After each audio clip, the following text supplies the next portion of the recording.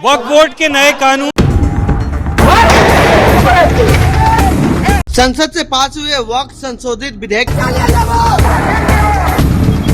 आज बात करेंगे हम एक ऐसी संस्था के बारे में जिसके पास है भारत की तीसरी सबसे बड़ी संपत्ति। एक ऐसा संगठन जो धार्मिक भावनाओं से जुड़ा हुआ है लेकिन विवादों से घिरा हुआ। वक्फ बोर्ड। क्या होता है वक्फ बोर्ड? इसके पास है कितनी ताकत और क्यों हो रहा है इसे लेकर इतना हंगामा? कानून आपको वहां बनाना है जहां ड्राम के अंदर काट के सीमेंट डाल रहा है, उस कानून को नया सख्ती दो। हमारे लिए कानून की जरूरत नहीं है। किसी को कोई अधिकार नहीं है उसको बिल को परिवर्तन करने का। तो ये अधिकार उनको कौन दिया कि वक्फ अमेंडमेंट एक्ट में आप ढुक जाएं? फिर जानते हैं इसके बारे में विस्तार से। जय श्री राम दोस्तों, मैं अंकुरपाल एक और नई वीडियो के साथ आपके सामने मौजूद हूँ। वक्फ एक अरबी शब्द है जिसका मतलब है अल्लाह के लिए समर्पण। जब कोई मुस्लिम अपनी संपत्ति, चाहे वो जमीन हो या मकान हो या कुछ और, उसे धार्मिक शिक्षा की या परोपकारिक कामों के लिए दान करता है तो वो वक्फ कहलाती है। इस संपत्ति का मालिक किसी इंसान को नहीं बल्कि अल्लाह को माना जाता है और इसकी देख रेख की जिम्मेदारी लेता है वक्फ बोर्ड। इसका मतलब है ये संपत्ति गरीबों की मदद, मस्जिदों का रख रखाव, मदरसों की पढ़ाई व समाज कल्याण के लिए इस्तेमाल हो। लेकिन सवाल यह उठता है कि क्या सच में ऐसा होता है? वक्फ की शुरुआत भारत में इस्लाम के आने के साथ साथ हुई, लेकिन इसे कानूनी रूप ब्रिटिश काल में मिला। 1913 में पहली बार वक्फ को व्यवस्थित करने की कोशिश हुई और 1923 में मुसलमान वक्फ एक्ट बना। आजादी के बाद 1954 में भारत सरकार ने वक्फ अधिनियम पास किए जिससे वक्फ बोर्ड का जन्म हुआ। 1995 और फिर 2013 में इसमें बदलाव हुए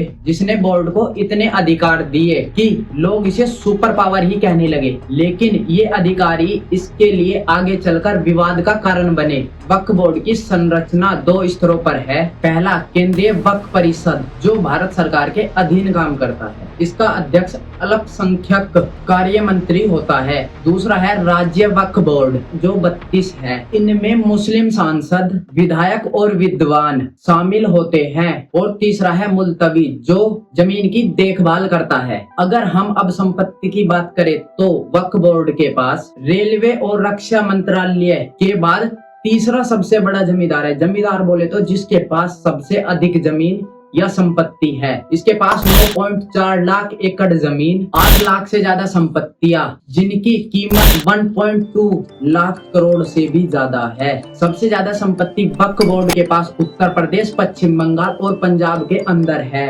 1995 और 2013 के संशोधनों ने वक्फ बोर्ड को गजब की ताकत दी। अगर बोर्ड को लगा कि कोई जमीन वक्फ की है तो वो उस पर दावा कर सकता है। मालिक को साबित करना पड़ता है कि वो जमीन उसकी है। सर्वे करने वाला तय करता है कि जमीन वक्फ की है या नहीं। और सबसे खास बात यह है कि एक बार वक्फ हमेशा वक्फ, यानी एक बार वक्फ हुई जमीन को वापस नहीं लिया जा सकता।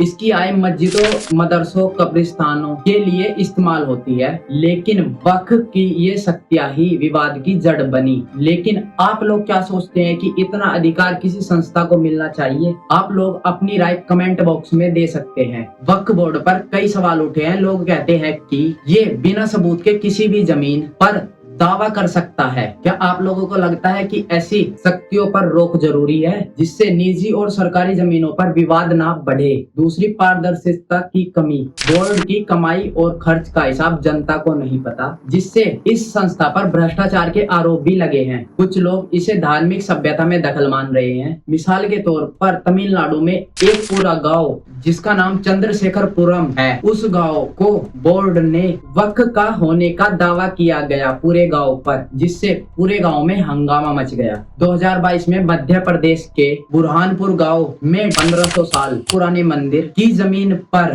दावा किया कि यह वक्फ की प्रॉपर्टी है, जिससे स्थानीय समुदाय में हंगामा व अफरा तफरी मच गई। कर्नाटक के कुर्सियों पर वक्फ बोर्ड के फंड का दुरुपयोग करने का आरोप भी लगा था जिसने भ्रष्टाचार के सवाल उठाए। कर्नाटक में ही एक किसान की 50 एकड़ जमीन पर वक्फ बोर्ड ने दावा ठोका कि यह जमीन बोर्ड की है, लेकिन किसान ने कोर्ट में केस किया तो यह मामला अभी तक कोर्ट में ही चल रहा है। इन विवादों को देखते हुए मोदी सरकार ने 2024 में वक्फ के अधिनियम में बदलाव का प्रस्ताव रखा, जो अप्रैल 2025 तक भी चर्चा का विषय बना हुआ था। मोदी सरकार ने इसमें मांग की थी कि बोर्ड बिना किसी सबूत के किसी प्रॉपर्टी या जमीन पर दावा नहीं कर सकता। गैर मुस्लिम और मुस्लिम महिलाएं भी बोर्ड में शामिल होगी। 12 साल सीमा लागू की जाएगी और पारदर्शिता के लिए सख्त नियम बनाए जाएंगे। सरकार का कहना है कि इससे जवाबदेही बढ़ेगी, लेकिन कुछ लोग इसे धार्मिक मामलों में दखल मान रहे हैं। तो दोस्तों,